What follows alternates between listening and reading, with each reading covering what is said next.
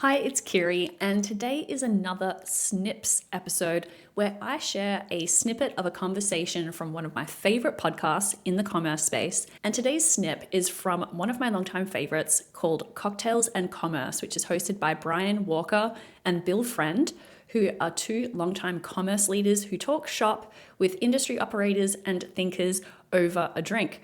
I was on the podcast a few months ago when I was in Thailand, bright and early, had a mocktail. It was a great conversation. And what I like about it is there's a lot of talk about commerce tech, which I feel like I'm on the periphery of, and it's an area that I want to understand more. So I really appreciate their ability to talk to commerce technology leaders, but also keep it at a level that an everyday pleb like me can understand. So in last week's episode, they were joined by John Andrews, the co-founder and CEO of Cimulate, a generative AI company based on commerce platforms.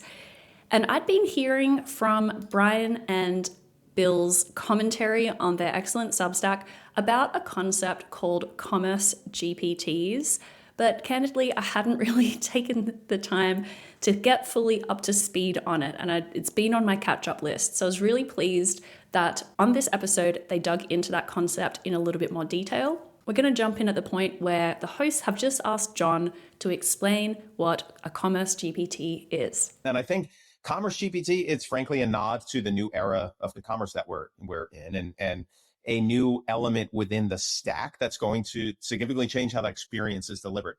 Listen, early on, we used the term customer GPT as the thing to kind of describe our engine, and then seeing what you guys were bringing out into the market.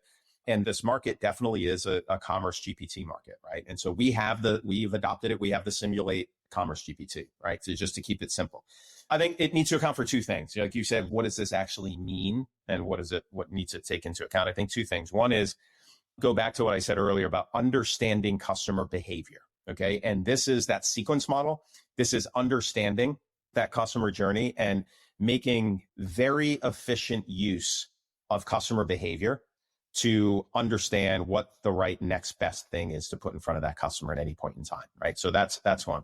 I think the second thing it needs to do is it needs to be a model that understands effectively everything that the internet knows. And you can think about this as everything that's ever been written on a particular topic or about a particular product, and use that to drive a significantly better customer experience. So if you could do that, think about ChatGPT, right? They've spent hundreds of billions of dollars basically sucking up the entire internet, and it knows a lot about everything.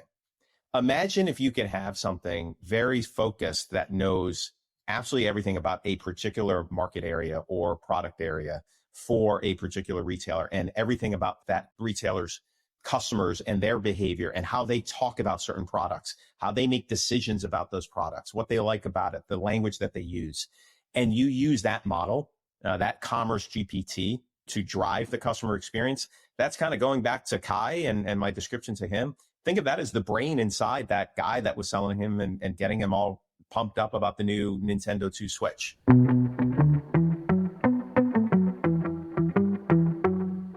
Did you know that leading retail media networks drive 85% of their ads through mid and long tail advertisers?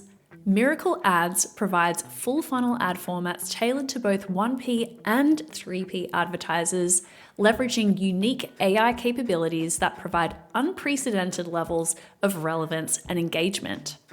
Retailers who want to capture ad spend from the long tail of 3P marketplace sellers use Miracle Ads in their tech stack. Learn more at miracle.com. That's MIRAKL.com.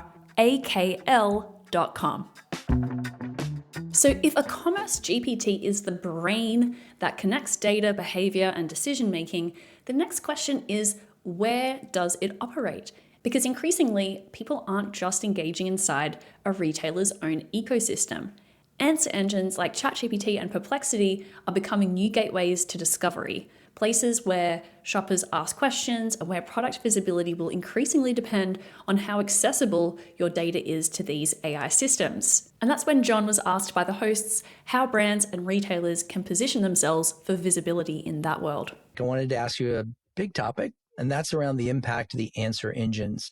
There's a lot to think about here, but let's just start with discoverability through the answer engines, specifically around shopping and products. Many focus on extended product information feeds and SEO-like tactics to drive discoverability on the answer engines in the market today. But I want to hear what you expect in terms of how this may work over the long haul, and what's the role of CommerceGPT in that future. This space is moving incredibly fast. There's a lot of unknowns here. I feel like there's a lot of snake oil out in the marketplace in terms of people saying they know exactly what's going on. But even the people who are driving this, right, like OpenAI and Perplexity, they don't even know, right? They're trying to figure it out. And let's be clear, based on their market caps and the amount of money they've raised, they need revenue, and they need some of that revenue to come from commerce. Now, whether that comes from selling ads or actually selling products, I think with the checkout, we're going to find out. We're certainly going to find out, but like they're going to want to push as far as they can. I think it's interesting. I had a conversation today with a Gartner analyst on this topic, right? And this analyst actually released a paper recently that Gartner is calling within their evolving insights topics, where they're actually editing these documents real time as things evolve, and they're showing the edits that they're making. And so like on one hand, I give them a lot of credit for the transparency here, because it's not like you can say like, this is the answer and this is going to hold for the next 6 months. It's not going to hold for the next 6 minutes. What's my take on this? What's Cimulate's take on this? I think first off, from a brand perspective, I think brands need to do whatever they can to get visibility into these answer engines. I think things are moving quickly. I think the level of the amount of traffic that they're going to begin to see coming from Perplexity and ChatGPT, I think is the two big ones that we're really seeing right now, like bringing some traffic in, is going to be increasing. And they need to learn from every one of those interactions, right? They need to test it out. They need to learn. And so if that means handing over their product catalog, so be it. Let's let ChatGPT, Perplexity, et cetera, understand what products they have and that they are the experts within whatever space, right? So going back to West Marine, if somebody on Perplexity asks something about boating, well, they better be damn sure that, West Marine is in that solution set in terms of sites and product catalogs that matter to answering that question. I think longer term, something like an MCP server is going to be a bigger part of the infrastructure, with CommerceGPT being the key tool on the server that's managing kind of that agent to agent interactions. Nobody was talking about MCPs 6 months ago, 4 months ago, right? Everybody's talking about them now. MCP it's a protocol. It's a fairly thin layer that kind of sets that protocol. What is important is what are the tools that you have available on that MCP to serve whatever task you have at hand. And for commerce, when there's a question about products, we believe that tool needs to be the CommerceGPT from West Marine, as an example, okay? And that when Perplexity comes, they can come to the West Marine MCP, get a very rich answer, and then ideally that gives that confidence for Perplexity to include it in one of the tiles in their answer in terms of what the customer sees at the end, and then West Marine gets a sale out of that. And it'll have to be fast as well. It's going to have to be lightning fast, and that's why, a CommerceGPT doing something that runs through a OpenAI or kind of does a lap through a more kind of a larger engine after 5 or 6 seconds, a few seconds, that's not gonna fly. It needs to be 50 milliseconds, right? Bringing that response back to that large kind of foundation model to incorporate it. That vision of agent to agent commerce, where AI systems directly talk to each other, sounds like science fiction, but many people in the space believe that it's coming down the pipe pretty fast. Still, that shift won't happen overnight.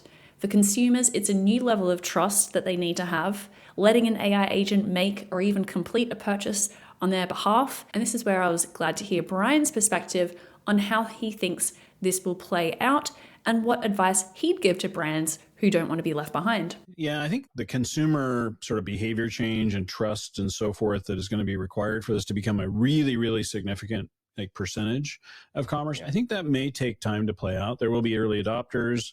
There will be categories where this makes a lot of sense. There will be consumers who are really excited about it and are actually willing to live with some of the lumps that might come along the way, recognizing that this is early days. We also see some published research from the likes of Anthropic and OpenAI talking about agents sometimes being manipulative and or, depending on their incentives, like kind of steering answers and so forth, not just being sycophants, but even being a little manipulative.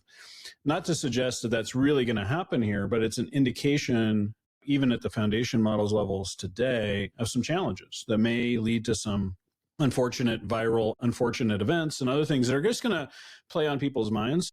The technology issues will, I think, get solved, and that may happen in the relatively near future. But I think the customer behavior changes and sort of trust around what feels like a very different process where I'm giving over some control might take longer to play out. In our forecasts, when we project 5 years out, we can be kind of bullish, but anything short of that, I start feeling a little more conservative and thinking about how fast this may ultimately play out. Yet, I think brands and retailers and B2B companies, for that matter, need to start preparing and, in a sense, have some of the foundational pieces ready and potentially be able to experiment early on in order to learn, recognizing it may take time for this to really become a significant percentage of their revenue. And I couldn't agree more with that final point from Brian. The smartest move right now isn't perfection, it's participation. The brands who test, learn, and adapt early will already have a seat at the table when this behavior starts to go mainstream. Thanks for tuning in, and I'll catch you tomorrow.